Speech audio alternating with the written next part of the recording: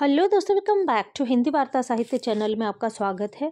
तो आज हम अंधेर नगरी नाटक को मूल पुस्तक से पढ़ने वाले हैं और इससे पहले मैं आपको इसके जो भी मेन पॉइंट्स होंगे, जो भी इसके विषय वस्तु है या फिर इसके जो पात्र हैं वो मैं आपको बता दूंगी। तो चलिए जल्दी से वीडियो को शुरू करते हैं। अगर इस नाटक की हम बात करें, अंधेर नगरी नाटक की बात करें, तो इसमें सबसे पहले जो आता है, तो आपको मैं बता दूं कि यहाँ जो प्रथम अंक स्थान आता है बाह्य प्रांत का। ठीक है, इसमें जो अंक आते हैं कुल 6 अंक आते हैं। ठीक है, कौन कौन से अंक आते हैं हमारे पास? तो पहला अंक आता है बाह्य प्रांत का, दूसरा अंक आता है बाजार का, तीसरा अंक आता है जंगल का, चौथा अंक आता है राजसभा का, पांचवा अंक अरण्य का, छठवां अंक शमशान का आता है। ठीक है, और उसके बाद अगर बात करें हम यहाँ पर, तो चलिए जल्दी से इसको पढ़ना शुरू करते हैं कि प्रथम अंक में जो स्थान आता है बाह्य प्रांत का आता है। ठीक है, महंत जी। तो महंत जी कौन है? ये गुरु हैं। ठीक है, महंत जी आते हैं, तो इनको आप नोट डाउन करना चाहें तो कर सकते हैं। महंत जी आते हैं अपने 2 चेलों के साथ। अब इनके 2 चेले हैं, कौन कौन से हैं? तो गोवर्धन दास है और नारायण दास है। गोवर्धन दास जो इनका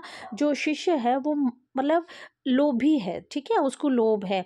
ठीक है, और नारायण दास जो है महंत का दूसरा शिष्य है, जो कि स्वभाव से शीतल है और गुरु की बात मानने वाला है। ठीक है, तो चलिए देखते हैं क्या होता है। शुरुआत कहाँ से होती है? बाह्य प्रांत से होती है, जहाँ पर महंत जी अपने 2 चेलों के साथ गाते हुए नगर में प्रवेश करते हैं। राम भजो भाई, राम के भजे से गनिका। ये बहुत बार एग्जाम में पूछा गया है। ठीक है, राम के भजे से गीत गति पाई, राम के नाम से काम बने सब, राम के भजन विनु सभी नसाई, राम के नाम से दोनों नयन विनु, सूरदास भय कवि कुल राई, राम के नाम से घास जंगल की तुलसीदास भय भजी रघुराई। अब महंत जी अपने शिष्य से कहते हैं, बच्चा नारायण दास। तो नारायण दास हमने बात की है, महंत का दूसरा शिष्य है, जो कि स्वभाव से शीतल है।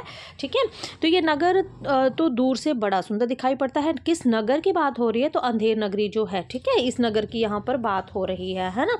ये देखो कुछ भिक्षा अच्छा मिले तो ठाकुर जी को भोग लगे, और क्या है ना। तो फिर क्या होता है आगे? नारायण दास जी महाराज, नगो तो नारायण के आश्रय से बहुत ही सुंदर है, जो है सो पर भिक्षा सुंदर मिले तो बड़ा आनंद होए। महंत जी बच्चा गोवर्धन दास। ठीक है, तो हमने बोला था गोवर्धन दास कौन था? ये जो था ये महंत का लोभी शिष्य है। ठीक है, गोवर्धन दास। तो महंत कहते हैं, बच्चा गोवर्धन दास तू पश्चिम की ओर जा। तो किस दिशा की ओर भेजा है? पश्चिम की ओर जा। और नारायण दास तो पूर्व की ओर जाएगा। देख जो कुछ सीधा सामग्री मिले तो श्री शालग्राम जी का बाल भोग सिद्ध हो। तो गोवर्धन दास, गुरुजी मैं बहुत सी भिक्षा लाता हूँ। जो लोभी है ना इनका शिष्य, वो बोल रहा है कि गुरुजी मैं बहुत सी भिक्षा लाता हूँ, यहाँ के लोग तो बड़े मालवार दिखाई पड़ते हैं, आप कुछ चिंता मत कीजिए। महंत कहते हैं, बहुत लोभ मत करना, देखना हाँ लोभ पाप का मूल है, लोभ मिटावत मान, लोभ कभी नहीं कीजिए या मैं नरक निदान। ठीक है, गाते हुए सब जाते हैं। अब आगे क्या होता है कि दूसरा अंक लगता है। ठीक है, पहले अंक में हमने देख लिया कि उसमें सिर्फ 3 ही आए थे, हमारे महंत आए थे। ठीक है, महंत थे और उनके 2 शिष्य थे। ठीक है, गोवर्धन दास और नारायण दास। गोवर्धन दास महंत का लोभी शिष्य था, नारायण दास उनका शीतल स्वभाव वाला शिष्य था। ठीक है, अब दूसरा अंक आता है। दूसरे अंक में क्या होता है? बाजार का दृश्य आता है। ठीक है, दूसरे अंक में क्या है? बाजार का जो है वो दृश्य आता है। अभी दूसरे अंक में आपका कबाब वाला आता है। कबाब वाला जो है ये कबाब ही बेचता है। ठीक है, घासी राम आता है, नारंगी वाला आता है, हलवाई आता है। ठीक है, तो हम इनको देखेंगे। अब कबाब वाला जो है, ठीक है, दूसरे अंक में कबाब वाला आता है। कबाब गर्मा गर्म मसालेदार 84 मसाला 72 आंच का कबाब गर्मा गर्म मसालेदार, खाए और सो होंठ चाटे ना खाए सो जीभ काटे, कबाब लो कबाब का ढेर बेचा टके से। घासीराम कौन था? जो कि चने बेचने वाला था। ठीक है, चने जोर गरम चने बनावे घासीराम, जिनका झोली में दुकान चना, चूरम चूर बोले बाबू खाने को मुंह खोले, चना खावे तो कि मैना, बोले अच्छा बना चना चबैना, चना खाए गुफुर मुनि, बोले और नहीं कुछ सुना, चना खाते सब बंगाली, जिनकी धोती ढीली ढाली। ठीक है, तो यहाँ पे ये कौन बोल रहा है? ये घासीराम बोल रहा है। ठीक है, घासीराम कौन था? जो चने बेचता है। चना खाते मियाँ जुलाहे, ढाड़ी हिलाती गाह बगाहे, चना हाकिम सब जो खाते, सब पर दूना टिकस लगाते, चने जोर गरम टके सेर। है ना। फिर आता है नारंगी वाला। नारंगी ले नारंगी, सिलहट की नारंगी, बुटबुल की नारंगी, रामबाग की। तो आप इसको ज़रूर पढ़ लीजिएगा, मैं इसको साथ में ही डाउनलोड कर दूंगी। आनंदबाग की नारंगी, भाई नींबू से नारंगी, मैं तो पिए के रंग नारंगी, मैं तो भूली लेकर संगी, नारंगी ले नारंगी। ठीक है, तो ये नारंगी वाला गाता है। उसके बाद हलवाई वाले दूसरा जो दृश्य चला है हमारा, उसी में ही जो है ये बाजार के दृश्य में ये सभी आते हैं आपके। ठीक है, तो नारंगी वाला जो है ये जलेबियाँ गर्मा गर्म, तो हलवाई मतलब ये जो नारंगी वाला नारंगी बेचता है, उसके बाद आपका आता है हलवाई वाला, ठीक है।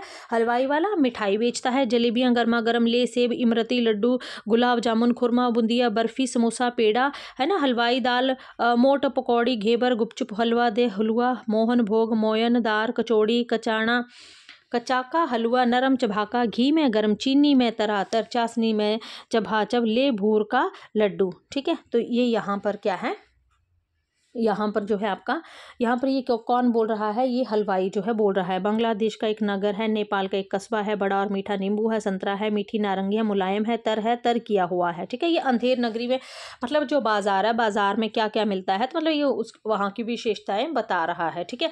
उसके बाद ये सारा ही आपका जो आता है तो हलवाई का ही आता है। उसके बाद कुजड़िन की बात लेते हैं। कुजड़िन कौन है, कुजड़िन जो है ये सब्जी बेचने वाली है, ठीक है। ले धनिया, मेथी, सोया, पालक, चौराई, बथुआ, करेमू, नोनिया, कुल्फा, कसारी, चना, सरसों का साग, मरसाले, बैंगन, लौवा, कोहड़ा, आलू, और मतलब इसको आप पढ़ लीजिएगा तो यहाँ से क्वेश्चन बनते हैं, ठीक है ना।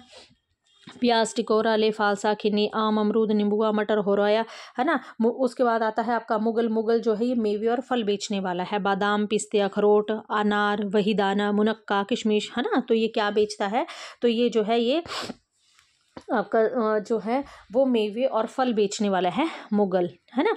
उसके बाद आगे आता है आपका पाचक वाला, ठीक है। पाचक वाला चूरन। अब जो ये पाचक वाला है तो ये चूरन विक्रेता है, ठीक है। क्या बेचता है, ये चूरन बेचने वाला है पाचक वाला जो है। चूरन अमल वेत का भारी, जिसको खाते कृष्ण मुरारी। मीरा पाचक है पचलोना, जिसको खाता श्याम सलोना। चूरन बना मसालेदार, जिसमें खट्टे की बहार। मेरा चूरन जो कोई खाए, मुझको छोड़ कहीं ना जाए। हिंदू चूरन इसका नाम, विलायत पूरन इसका काम। चूरन जब से हिंद में आया, इसका धन बल सभी घटाया। चूरन ऐसा हट्टा कट्टा, कीना दांत सभी का खट्टा। चूरन चला दाल की मंडी, इसको खाएगी सब रंडी। चूरन अमले सब जो खावे, दुनी रिश्वत तुरत पचावे, ठीक है। तो यहाँ पर जो चूरन पाचक वाला है वो क्या बेचता है, वो चूरन बेच रहा है, ठीक है। और उसी के बीच में ना आपको पता है एक पंक्ति बहुत बार पूछी जाती है ना। तो वो इसी से ही ली गई है, ठीक है। कौन सी है, चूरन साहब लोग जो खाता, सारा हिंद हजम कर जाता। तो भारतेंदु की ये पंक्ति जो है ये अंधेर नगरी नाटक से ली गई है, ठीक है। ये वेरी वेरी इंपॉर्टेंट है, इसको ध्यान रखिएगा, वेरी वेरी इंपॉर्टेंट है ये, है ना। तो इसको ध्यान रखिएगा, है ना। चूरन साहब लोग जो खाता, सारा हिंद हजम कर जाता। चूरन पुलिस वाले खाते, सब कानून हजम कर जाते। ले चूरन का ढेर, बेच टके सेब, ठीक है। उसके बाद बाजार की बात हो रही है। मछली वाला आता है। मछली ले मछली मछियारा, 1 टके के विकाए, लाख टका के बाला। जोबन ग्राहक सब ललचाया, नैन मछरिया, रूप जाल में देखत ही फंसी जाया। तो मतलब मछली वाला मछली बेचता है। फिर जात वाला जो ब्राह्मण है, ठीक है, तो ये जाति बेचने वाला है। जात ले टके शेर, जात 1 टका दो, हम अभी अपनी जात बेचते हैं। टके के वास्ते ब्राह्मण से धोबी हो जाए और धोबी को ब्राह्मण कर दे, ठीक है। तो मतलब देखिए ना, सबसे स्टार्टिंग में क्या होता है कि महंत अपने 2 शिष्यों के साथ आता है, गोवर्धन दास और नारायण दास। गोवर्धन लोभी है, नारायण दास जो है इसका अच्छा शिष्य है। दोनों को, एक को पश्चिम दिशा में, एक को पूर्व दिशा में भेजता है, ठीक है। अब जो गोवर्धन दास था ये जहाँ पहुँचता है, मतलब बाजार में जब इसका प्रवेश होता है तो वहाँ पर इसको लगता है कि सब कुछ जो है वो टके सेर बिक रहा है, यहाँ सब कुछ जो है बहुत ही सस्ता है, ठीक है। तो ये लालच में पड़ जाता है। फिर आता है आगे बनिया, आटा दाल लकड़ी नमक घी चीनी मसाला चावल ले टके सेर। बाबा जी का चेला गोवर्धन दास आता है। फिर बाबा जी का जो चेला गोवर्धन दास आता है, मतलब वो मतलब जैसे आप मान लीजिए वो बाजार में जाता है तो वो सब उसको दिखते हैं। कौन कौन दिखा था, जब वो प्रवेश करता है तो कबाब वाला बिकता है। फिर घासीराम जो चना बेचने वाला है, नारंगी वाला है, हलवाई था, कुजड़ीन था, मुगल था जो मेवे और फल बेच रहा था, पाचक वाला था जो चूरन बेच रहा था, मछली वाली थी जो मछली बेच रही थी, जात वाला जाति बेच रहा था, ठीक है। फिर उसको बनिया दिखता है ना।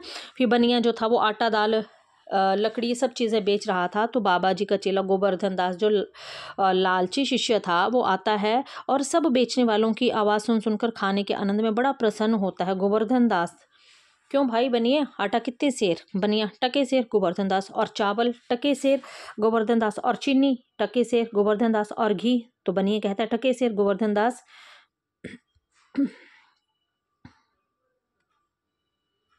एक मिनट।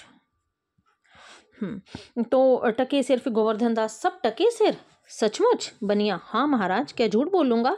गोवर्धन दास कुजड़िन के पास जाकर, क्यों माई, भाजी क्या भाव? कुजड़िन, बाबा जी टके सेर, नीनुआ, मूरी, धनिया, मिर्चा, साग सब टके सेर। बहुत हैरान होता है। ठीक है, फिर गोवर्धन दास, सब भाजी टके सेर बिक रही है ना? तो वाह वाह, बड़ा आनंद है, यहाँ सब चीज़ टके सेर है। हलवाई के पास जाकर, क्यों भाई हलवाई की मिठाई कितने सेर? हलवाई, बाबा जी लड्डुआ, जलेबी, गुलाब जामुन, खाजा सब टके सेर। गोवर्धन दास, वाह, मस्खारी तो नहीं करता, सचमुच सब टके सेर है? हलवाई, हाँ बाबा जी, सचमुच सब टके सेर है, इस नगरी की चाल ही यही है, यहाँ सब कुछ टके सेर बिकता है। गोवर्धन दास, क्यों बच्चा, इस नगर का नाम क्या है? तो गोवर्धन दास ने पूछा कि इस ये जो नगर है तो इसका नाम क्या है? तो हलवाई कहता है अंधेर नगरी। तो यहाँ से हमें पता लग गया कि ये जो नाटक है इसका नाम जो अंधेर नगरी क्यों रखा गया है। ठीक है, गोवर्धन दास, और राजा का क्या नाम है? चौपट राजा, हलवाई ने कहा। गोवर्धन दास, वाह वाह, अंधेर नगरी, चौपट राजा, टका सेर भाजी, टका सेर खाजा, यही गाता है और आनंद से बगल बजाता है। हलवाई, तो बाबा जी कुछ लेना देना हो तो लो दो। गोवर्धन दास, बच्चा भिक्षा मांगकर 7 पैसे लाया हूँ, 3.5 सेर मिठाई दे दे। गुरु चेले सब आनंद पूर्वक इतने में छक जाएंगे। हलवाई मिठाई तोलता है, बाबा जी मिठाई लेकर खाते हुए और अंधेर नगरी गाते हुए जाते हैं। ठीक है, अब वो जाते हैं। अब तीसरा अंक आ गया, मतलब यहाँ पर वो बहुत खुश होता है। तीसरा अंक आता है जंगल का, जो स्थान है जंगल है। ठीक है, अब जंगल में क्या होता है कि महंत जी और नारायण दास, क्योंकि महंत ने अपने दोनों शिष्यों को भेजा था, तो वहाँ पर जो गोवर्धन दास था वो तो बाजार में पहुँचकर इन सब चीज़ों का लुत्फ ले रहा था।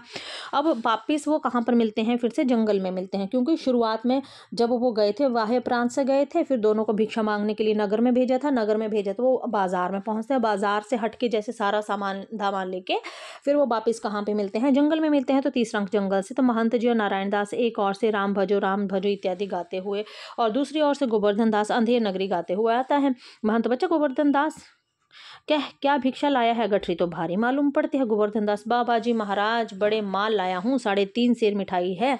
महंत कहता है, देखूं बच्चा, मिठाई की झोली अपने सामने रखकर खोल देखता है। वाह वाह बच्चा, इतनी मिठाई कहाँ से लाया? किस धर्मात्मा से भेंट हुई? गोवर्धन दास, गुरुजी महाराज 7 पैसे भीख में मिले थे, उसी से इतनी मिठाई मोल ली है। महंत, बच्चा नारायण दास, मैं तो उससे कहा था कि यहाँ सब चीज़ टके सेर मिलती है, तो मैंने इसकी बात का विश्वास नहीं किया।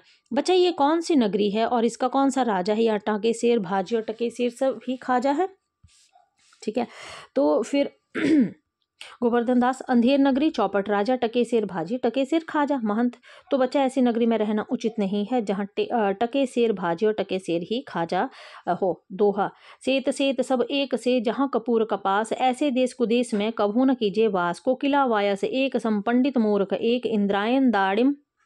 ठीक है, विषय जहाँ ना नेकू विवेक, बस ये ऐसे देश नहीं, कनक वृष्टि जो होए, रहिए तो दुख पाइए, प्राण दीजिए रोए। सो बच्चा, मतलब ये जो महंत हैं अपने शिष्य गोवर्धन दास को समझाते हुए उसे एक दोहा गाकर सुनाते हैं कि हमें जो है वो ऐसे देश में नहीं रहना चाहिए जहाँ पर सब कुछ जो है वो टके सेर मिल रहा है, जहाँ पर किसी चीज़ का कोई भी मोल नहीं है। तो वो अपने शिष्य से बोलते हैं कि चलो बच्चे यहाँ से चलते हैं। ठीक है, सो बच्चा चलो यहाँ से, ऐसी अंधेर नगरी में 1000 मन मिठाई मुफ्त की मिले तो किस काम की, यहाँ एक क्षण नहीं रहना चाहिए। गोवर्धन दास, गुरुजी ऐसा तो संसार भर में कोई देश नहीं है, 2 पैसा पास में रहने ही से मज़े में पेट भरता है। मैं तो इस नगरी को छोड़कर नहीं जाऊँगा, और जगह दिन भर मांगो तो भी पेट नहीं भरता है। तो गोवर्धन दास ने ये बात कही और क्या करता है, बरंच बाजे दिन उपवास करना पड़ता है, सो मैं यहीं रहूँगा। तो महंत, देख बच्चा पीछे पछताएगा। तो महंत जो इनके गुरु थे वो इसको समझाते हैं, परंतु गोवर्धन दास जो है वो कहता है कि मैं नहीं जाऊंगा। ठीक है, तो गोवर्धन दास, आपकी कृपा से कोई दुख ना होगा, मैं तो यही कहूँगा कि आप भी यहीं रहिए महंत, मैं तो इस नगरी में अब एक क्षण भी ना रुकूंगा। ठीक है, महंत कहते हैं, देख मेरी बात मान, नहीं पीछे पछताएगा, मैं तो जाता हूँ, पर इतना कहे जाता हूँ कि कभी संकट पड़े तो हमारा स्मरण ज़रूर करना। गोवर्धन दास, प्रणाम गुरुजी, मैं आपका नित्य ही स्मरण करूँगा। मैं तो फिर भी कहता हूँ कि आप ही यहाँ रहिए। महंत जी नारायण के साथ जाते हैं, गोवर्धन दास बैठकर मिठाई खाता है। अब यहाँ से क्या होता है कि महंत जी अपने शिष्य, जो उसका शिष्य था नारायण दास, उसके साथ जो है वो चले जाते हैं। अब आता है चौथा अंक। ठीक है, चौथा अंक जो है ना ये बहुत रोचक अंक है, मतलब अंधेर नगरी का सबसे रोचक अंक जो है ये चौथा राजसभा का ही अंक है। यहाँ पे क्या होता है कि राजा मंत्री और नौकर लोग यथास्थित, मतलब यहाँ पर अब राजसभा लगी है चौथे अंक में, तो राजा मंत्री और नौकर होंगे ही, है ना। एक सेवक जो आता है चिल्लाते हुए, पान खाइए महाराज। राजा पीनक से चौंक में घबराकर उठता है, क्या कहा? सुपनखा आई है महाराज, भागता है। ठीक है, तो राजा कहता है, मतलब एक सेवक तो ये बोलता है पान खाइए महाराज, तो राजा पीनक से चौंक कर घबराकर उठता है, क्या कहा? सुपनखा आई है महाराज, भागता है। मंत्री राजा का हाथ पकड़, नहीं नहीं, ये कहता है कि पान खाइए महाराज। राजा दुष्ट लुच्चा पाजी, नाहक हमको डरा दिया मंत्री, इसको 100 कोड़े लगेंगे अब। मतलब उसने ऐसा बोला पान खाई, उसको कुछ और ही सुनाई दिया। मंत्री महाराज इसका क्या दोष है? ना तो तमोली पान लगा कर देता, ना ये पुकारता। राजा अच्छा, तमोली को 200 कोड़े लगेंगे फिर। मंत्री पर महाराज आप पान खाइए सुनकर थोड़े ही डरे हैं, आप तो सूपनखा के नाम से डरे हैं, सूपनखा को सजा हो। मतलब कैसा है यहाँ पे ये बता रहे हैं, है ना। अब राजा फिर वही नाम, मंत्री तुम बड़े खराब आदमी हो, हम रानी से कह देंगे कि मंत्री बैर बैर तुमको सौत बुलाना चाहता है। नौकर शराब। दूसरा नौकर आता है, ठीक है। अब दूसरा नौकर आता है, दूसरा नौकर क्या कहता है? एक सुराही में से एक गिलास में शराब उलझ कर देता है, ठीक है। लीजिए महाराज, पीजिए महाराज। राजा मुंह बना कर पीता है और देह नेपथ्य में दुहाई है का शब्द होता है। कौन चिल्लाता है? पकड़ लाओ। 2 नौकर एक फरियादी को पकड़ कर लाते हैं। अब यहाँ पे क्या होता है कि पहले तो अब एक नौकर ने तो ये बोला पान खाइए, तो उसने उसको सजा देने की बात कही कि तूने मुझे डरा दिया, मुझे तो सूपनखा सुनाई दिया, तो इसको सजा हो, उसको सजा हो, ऐसा करके, है ना। तो फिर दूसरे में क्या होता है कि दूसरा नौकर आता है। अब एक सुराही में तब महाराज क्या कर रहे होते हैं, राजा क्या कर रहे होते, शराब पी रहे होते, तब दूसरा नौकर चिल्लाते हुए आता है। तो जब दूसरा नौकर चिल्लाते हुए आता है तो एक तो ये क्या ही हो रहा है पता ही नहीं लग रहा है। अब फरियादी बोलता है, दोहराई है महाराज, दोहाई है महाराज, दोहाई है, हमारा न्याय हो। राजा चुप रहो, तुम्हारा न्याय यहाँ ऐसा होगा जैसा जम के यहाँ भी ना होगा। बोलो क्या हुआ? फरियादी महाराज कल्लू बनिए की दीवार गिर पड़ी, सो मेरी बकरी उसके नीचे दब गई। दोहाई है महाराज, न्याय हो। राजा नौकर से, कल्लू बनिए की दीवार को अभी पकड़ लाओ। मतलब कल्लू बनिए की दीवार को अभी पकड़ लाओ। दीवार को पकड़ने की बात हो रही है। राजा किस चीज़ को पकड़ने की बात कर रहा है? दीवार को, ठीक है। तो मंत्री कहता है, महाराज दीवार नहीं लाई जा सकती। तो राजा अच्छा, उसका भाई, लड़का, दोस्त, अशना जो हो उसको पकड़ लाओ। मंत्री महाराज दीवार ईंट चुनने की होती है, उसको भाई बेटा नहीं होता है। मतलब एक फरियादी आता है कि महाराज कल्लू बनिए की दीवार गिरी, मेरी बकरी मर गई। तो जो राजा है वो कैसा है, वो राजा कहता है कि दीवार को पकड़ कर लाओ। तो मंत्री कहता है, महाराज दीवार तो नहीं आ सकती है। तो वो बोलता है, अच्छा दीवार की भाई बहन दोस्त जो भी हैं उसको पकड़ के लाओ। तो मंत्री कहता है, महाराज दीवार की कोई भाई बहन नहीं होता है, दीवार तो ईंट चूने पत्थर की बनती है। राजा अच्छा, कल्लू बनिए को पकड़ कर लाओ। जो नौकर था वो दौड़कर बाहर से बनिए को पकड़ के लाते हैं। क्यों बे बनिए, इसकी लापरवाही नहीं बरकी, क्यों दबकर मर गई? मंत्री बरकी नहीं महाराज, बकरी। राजा हाँ बकरी क्यों मर गई, बोल नहीं अभी फांसी देता हूँ। मतलब महाराज को बकरी भी नहीं आता तो बरकी बोलता है, ठीक है। तो राजा तो मंत्री कहता है, बरकी नहीं महाराज, बकरी। हाँ बकरी क्यों मर गई, बोल अब नहीं अभी फांसी देता हूँ। कल्लू बनिया कहता है, कल्लू महाराज मेरा कुछ दोष नहीं है, जो कारीगर था, कारीगर ने ऐसी दीवार बनाई कि गिर पड़ी। राजा अच्छा, इस मल्लू को छोड़ दो, कारीगर को पकड़ लाओ। तो कल्लू जाता है, अब कल्लू को क्या बोलता है? मल्लू, ठीक है। कल्लू जाता है तो लोग कारीगर को पकड़ कर लाते हैं। क्यों बे कारीगर, इसकी बकरी किस तरह से दबकर मर गई? कारीगर महाराज मेरा कोई दोष नहीं है, ठीक है। क्या कहता है? महाराज मेरा कुछ कसूर नहीं है, चूने वाले ने ऐसा बोधा चूना बनाया कि दीवार गिर पड़ी। राजा अच्छा, इस कारीगर को बुलाओ। नहीं निकाली, उस चूने वाले को बुलाओ। कारीगर निकला जाता है, चूने वाला पकड़ कर लाता है। क्यों वे खैर सोपाड़ी, चूने वाले इसकी कुबरी कैसे मर गई? अब देखिए मतलब बकरी को मतलब भूल जा रहा है, राजा की बकरी है, सकरी है, क्या है, ठीक है। तो चूने वाला महाराज मेरा कुछ दोष नहीं है, भिश्ती ने चूने में पानी ढेर दे दिया था, इसी से चूना कमज़ोर हो गया था। राजा अच्छा, चुन्नी लाल को निकालो, भिश्ती को पकड़ो। अब चूने वाला निकाला जाता है, भिश्ती लाया जाता है। क्यों में भिश्ती, गंगा जमुना की किश्ती, इतना पानी क्यों दिया कि इसकी बकरी गिर पड़ी? मतलब कितनी हंसी वाली बात है ना यहाँ पे, मतलब बहुत इंटरेस्टिंग है ये, है ना।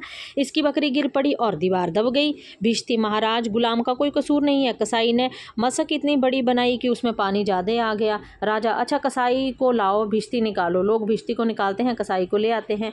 क्यों बे कसाई, मशाक ऐसी क्यों बनाई कि दीवार लगाई, बकरी दबाई।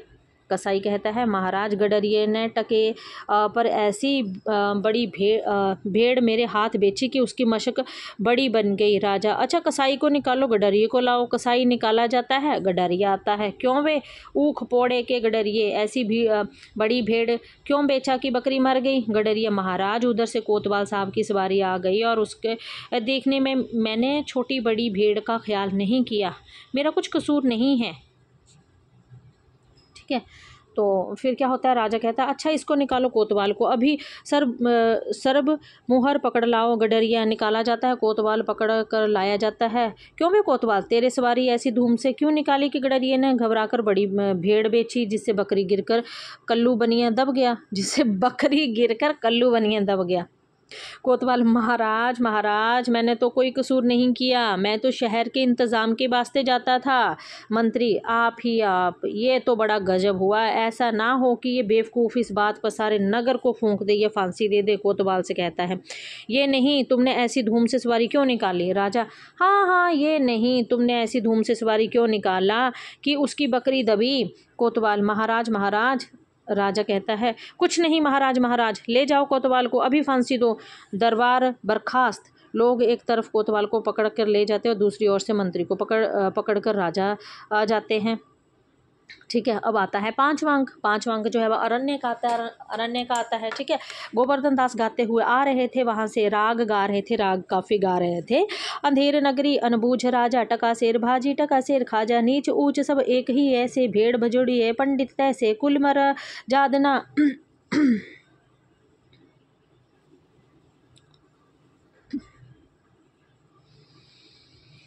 कुल मर्यादना मान बढ़ाई, सबे एक से लोग लगाई, जात पात पूछे नहीं कोई, हरि को भजे सो हरि का होई। वैश्या जोरू एक समाना, बकरी गऊ एक मरी जाना, सांचे मारे मारे डोले, छमे दुष्ट सिर चढ़ी चढ़ी बोले, प्रगट सभ्य अनंतर छल धारी, सोई राजसभा बल भारी, सांच कहे ते पन्ही खावे, झूड़े बहुविधि पदवी पावे।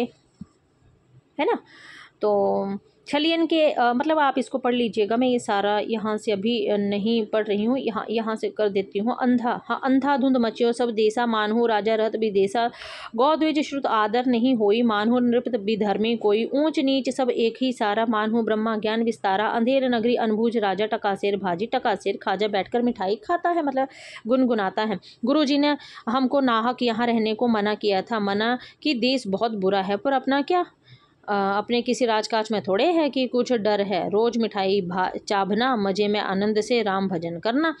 ठीक है, तो ये कौन कहता है, गोवर्धन दास, मतलब मजे से मिठाई खाता है और याद करता है कि मेरे गुरु ने मुझे यहाँ रहने के लिए मना किया था, पर मुझे तो कोई दुख नहीं है, यहाँ पे मिठाई खाता है। चार प्यादे चार और आकर उसे पकड़ लेते हैं। अब जैसे मिठाई गाना गाते गाते मिठाई खा रहा था, तो चार प्यादे उसे पकड़ कर ले जाते हैं। पहला प्यादा कहता है, ठीक है,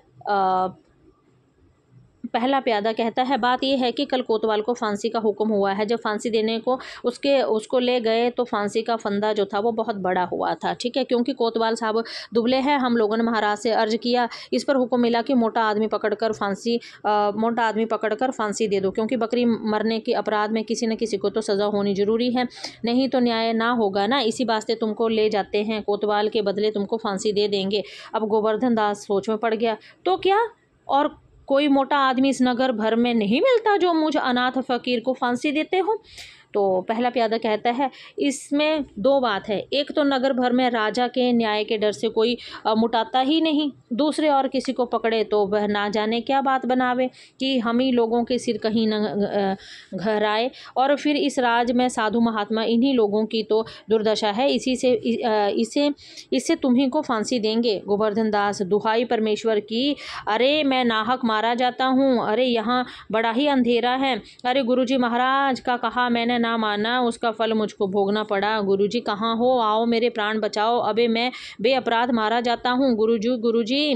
गोवर्धन दास चिल्लाता है, प्यादे उसको पकड़कर ले जाते हैं। अब आता है छठा अंक, शमशान का। अब यहाँ पर फांसी की सज़ा होनी है, तो ये छठा अंक आ जाता है। ठीक है, छठा अंक आता है शमशान का। तो गोवर्धन दास को पकड़े हुए 4 सिपाहियों का प्रवेश होता है। गोवर्धन दास, हाय बाप रे, मुझे बेकसूर ही फांसी देते हैं। भाइयों कुछ तो धर्म विचारो। अरे मुझ गरीब को फांसी देकर तुम लोगों को क्या लाभ होगा? अरे मुझे छोड़ दो। हाय हाय, रोता और छुड़ाने की मांग करता है। ठीक है। पहला सिपाही, अबे चुप रह, राजा का हुक्म भला कहीं टल सकता है? ये तेरा आखिरी दम है, राम का नाम ले। बेफायदा क्यों शोर करता है? चुप रह। गोवर्धन दास, हाय मैंने गुरु जी का कहना ना माना, उसी का ये फल है। गुरु जी ने कहा था कि ऐसे नगर में ना रहना चाहिए, ये मैंने ना सुना। अरे इस नगर का नाम ही अंधेर नगरी है और राजा का नाम चौपट है, तब बचने की कोई आशा है? कौन आशा है? अरे इस नगरी में ऐसा कोई धर्मात्मा नहीं जो इस फकीर को बचाए। गुरुजी कहाँ हो? बचाओ बचाओ बचाओ, रोता है सिपाही। लोग उसे घसीटते हुए जो हैं वो ले जाते हैं, है ना। और गुरुजी और नारायण दास आते हैं और तभी गुरुजी और नारायण दास आ जाते हैं। अब गुरु, अरे बच्चा गोवर्धन दास, तेरी ये क्या दशा है? तो गोवर्धन दास गुरु को हाथ जोड़कर, गुरुजी दीवार के नीचे बकरी दब गई, सो इसके लिए मुझे फांसी देते हैं। गुरुजी बचाओ। गुरु, अरे बच्चा, मैंने तो पहले ही कहा था ऐसे नगर में रहना ठीक नहीं है। तैने मेरा कहना नहीं सुना। गोवर्धन दास, मैंने आपका कहा नहीं माना, उसी का फल मिला है। आपके सिवा और कोई नहीं है जो मेरी रक्षा करे, आप ही का हूँ, आपके सिवा और कहीं नहीं। पैर पकड़कर रोता है गुरु, कोई चिंता नहीं नारायण, सब समर्थ हैं। ठीक है। भौं चढ़ाकर सिपाहियों से, सुनो, मुझको अपने शिष्य को अंतिम उपदेश देने दो। तुम लोग तनिक किनारे हो जाओ। देखो मेरा कहना ना मानोगे तो तुम्हारा भला ना होगा। सिपाही, नहीं महाराज, हम लोग हट जाते हैं, आप बेशक उपदेश दीजिए। सिपाही हट जाते हैं और गुरु चेले के कान में समझाते हैं। गोवर्धन दास प्रकट, तब तो गुरुजी हम फांसी चढ़ेंगे। गुरु, नहीं बच्चा, मुझको चढ़ने दे। गोवर्धन दास, नहीं गुरुजी, हम फांसी पड़ेंगे। गुरु, नहीं बच्चा, हम इतना समझाया नहीं मानता, हम बूढ़े भय, हमको जाने दे। गोवर्धन दास, स्वर्ग जाने में बूढ़ा जवान क्या? आप तो सिद्ध हो, आपको गति अगति से क्या? मैं फांसी चढ़ूंगा? इस प्रकार दोनों हुज्म करते हैं और सिपाही परस्पर चकित भी हो जाते हैं। ठीक है। पहला सिपाही, भाई ये क्या माजरा है, कुछ समझ नहीं पड़ता। दूसरा सिपाही, हम भी नहीं समझ सकते, ये कैसा गबड़ा है। राजा मंत्री कोतवाल सब आ जाते हैं। राजा, ये क्या गोलमाल है? पहला सिपाही, महाराज चेला कहता है मैं फांसी पढ़ूंगा, गुरु कहता है मैं पढ़ूंगा, मालूम नहीं पड़ता कि क्या बात है। राजा गुरु से, बाबा जी बोलो, काहे को आप फांसी चढ़ते हैं? गुरु कहते हैं, राजा इस समय ऐसी साइत है कि जो मरेगा सीधा बैकुंठ जाएगा। मंत्री, तब तो हम ही फांसी चढ़ेंगे। गोवर्धन दास, हमको तो हुक्म है। कोतवाल, हम लटकेंगे, हमारे सबब तो दीवार गिरी है। राजा, चुप रहो सब लोग, राजा के आछत और कौन बैकुंठ जा सकता है, हमको फांसी चढ़ाओ जल्दी जल्दी।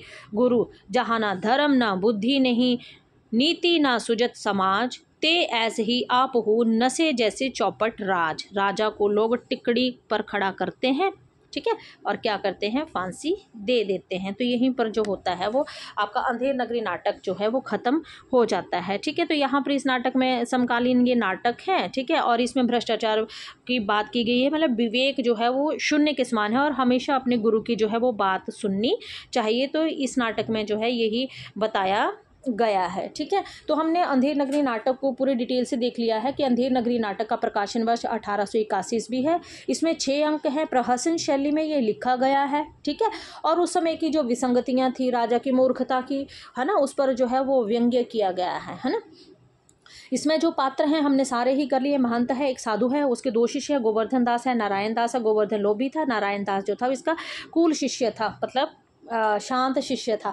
फिर उसके बाद दूसरा जो दृश्य आता है बाजार का आता है, जिसमें कबाब वाला, घासी राव चने बेचने वाला, नारंगी वाला, हलवाई वाला, कुजड़िन वाला जो सब्जी बेचती है, मुगल जो था वो मेवे बेचता है, पाचक वाला चूरन बेचता है, मछली वाला मछली बेचती है, जात वाला है। फिर उसके बाद जो है वो राज्यसभा का आता है। ठीक है। तीसरा अंक है ना, तो जिसमें चौपट राज आता है, मंत्री है। ठीक है, है ना। तीसरा अंक जो आता है वो आपका जंगल का आता है। ठीक है।